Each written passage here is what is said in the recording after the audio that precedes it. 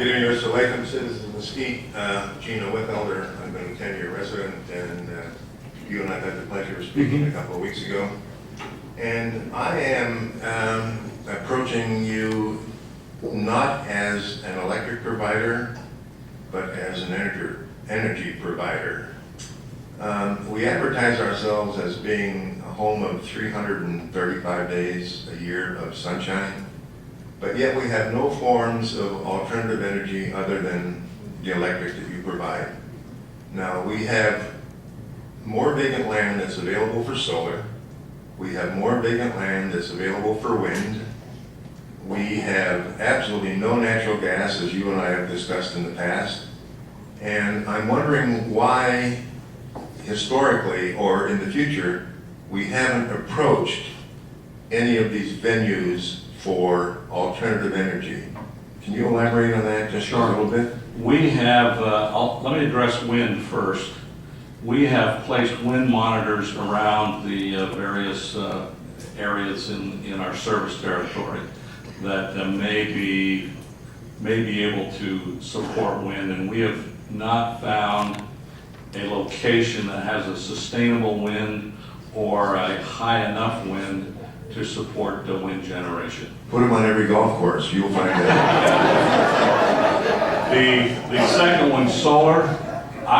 Solar is a wonderful blend for Overton Power. It makes an excellent component of our loads and resources. The difficulty with it is the size of project that we could accommodate, and the cost of that would really drive rates. Until the cost of solar comes down and we can avoid the federal subsidization of solar, it's not practical for us. But you're correct, at some point, Overton will welcome the opportunity to develop solar, but it's got to be cost effective. Well, I understand there may be a problem. I mean, theoretically, if we would put solar panels on the mesa, and it would be a real problem hooking up to some of your transmission lines or substations or whatever. I understand the cost could be as much as $1 million a mile. Is that even remotely accurate? The difficult, if you're talking a commercial entity to come in and develop a solar facility here and ship that power to California or somewhere, there is a size component that makes it cost effective to develop. The fly in the ointment is we do not have a bidirectional flow contract with Nevada Power. We can only take delivery at our Reed Gardner Tortoise intertie. And if we had someone come on our system and want to ship that power somewhere else, they would have to send that over Nevada Power's lines, and there's not capacity or the ability to do that. You know, I happen to sit on a couple of boards with some governmental agencies, and we meet periodically in Las Vegas, and I sit with a man who is a city councilman from Boulder City, and they have some of the largest solar facilities in the United States and receive $12 million a year in rent for their vacant land. They have some ability to tie that back in and deliver that into the marketplace where the utilities can sell their solar. We don't have that. Well, I think that's what I was leading to. And is there a way that can be alleviated, or is it even remotely possible? Well, I can tell you what we're doing to address that. We recognize that transmission is the restricting factor of having solar developed in our area. We have entered into it. We started in the Silver State Energy Association. The members of that are Lincoln County, Boulder City, and Southern Nevada Water Authority, as well as Overton. We recognized we needed to partner with someone large enough to make a transmission line happen. We've been doing the studies and acquiring the right-of-way to bring that transmission line separate from Nevada Power's facility into our Tortoise substation site. At that time, we would be able to deliver back to Meat substation, which is the marketplace. If you're going to buy and sell power in Southern Nevada, you're going to buy and sell it at Meat substation. And we would be able then to attract and offer those services to a solar developer. But until that line's built, we're really between a rock and a hard place in being able to provide those services. One final moment. Could you, as you and I discussed in a previous meeting, could you please maybe inform the public as to the natural gas question that I asked you at that point? Why indeed we had no natural gas in this town, or was there some convoluted agreement between Overton Power and the natural gas companies that they could not commingle at some point in time, which is what I heard a long time ago? No, there's never been any agreement or arrangement, either formal or informal, with any of the gas companies. There was a gas company that was awarded by the PUC this area as service territory, but they have not been willing to step up and build the infrastructure into the community. We were approached by natural gas provider that they wanted us to become the guaranteed major load. And we conducted a study on what it would cost to put 15 megawatts of gas-fired power in, and that gas, the associated gas supply. That was about 15 cents a kilowatt hour. Our avoided cost right now is 6 cents. So it was not economically feasible for us to partner with a gas company and bring gas into the community. Good, thank you for your time, appreciate it.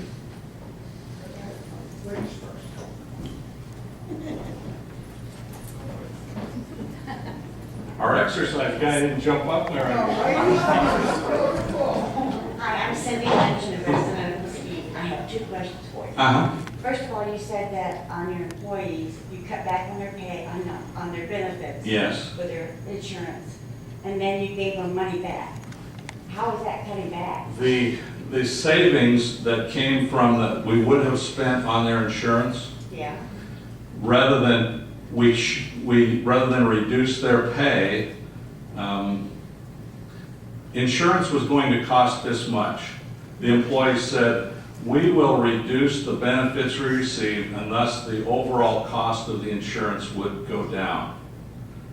In return, the district was paying a portion of those insurance costs. Right. That savings to the board or to Overton Power was then reallocated in the form of pay to the employees. Well, that's kind of taking out of one pocket and giving to the other. There's no cut. That's making It sense. kept the overall cost of an employee at or below its current level. Okay, the second question is, has your financials been audited recently? Every year we have audited financials by an independent firm that are presented to the board annually and are reviewed with the board, absent the general manager or anyone on staff, so that the board and the auditor can discuss those freely, and we have not had I think they give you always an unqualified opinion, is what it says. So we've always passed all of the audit requirements, and we meet the audit requirements of the set out by the federal government. Okay, thank you.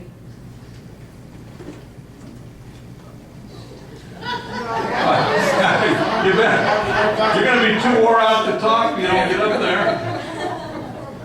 Jay Toller, I've been a resident of Mesquite all my life, and I just sitting here listening to you talk, you make it sound like people making $9 an hour need to give you 4.5% of their money so you keep your big riches. It's not right. I mean, you're asking them to take a cut on their, either that or not have their air conditioner running or something. But yet you think that you deserve this much. I don't think it's right.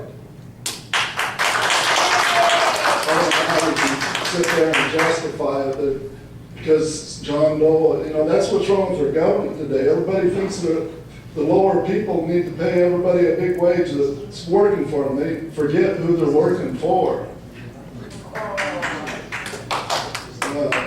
Anyway, I just hope the board members take into account that, hey, you guys can do some cutting. One question, I've heard a rumor going around town that the employees get a rate deduction on their power. Is that true? No. Hey, it was a rumor. I just wanted to ask. Don't do love a good rumor. I just wanted to ask. But anyway, it just behooves me. You know, everybody talks about Uncle Sam gouges and stuff. Here we are right here at home taking a double barrel. And I don't know. Anyway, that's all I have to say about it.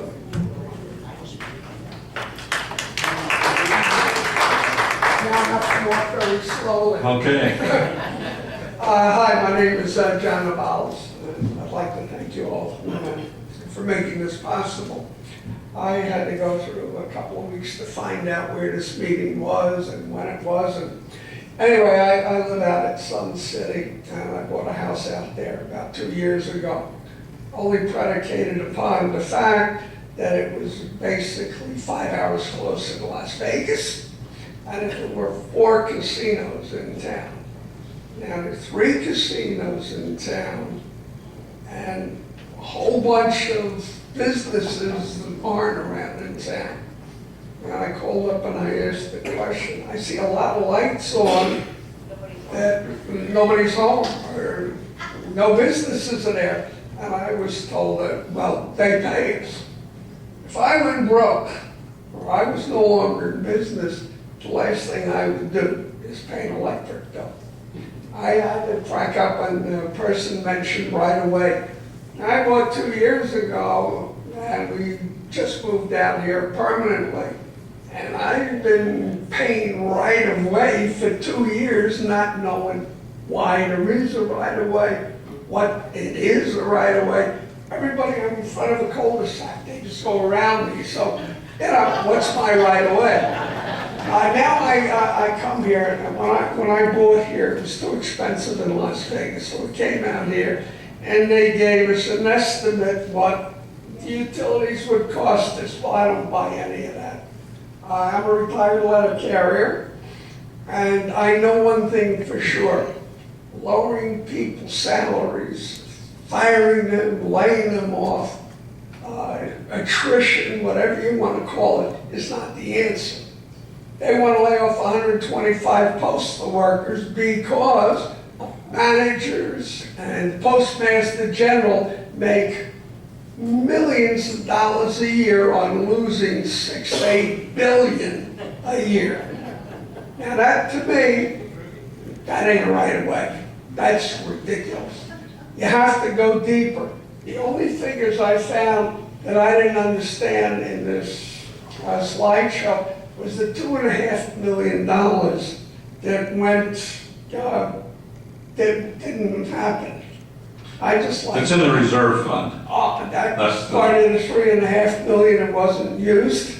Yeah. Well, I think. I think we could identify several other smaller system improvement projects, but we dealt with the major ones, and the reserve fund that we're required to keep in place is I don't know, million four, and some issuance costs were about $300,000 on the bonds, and So you're talking big bucks. yeah.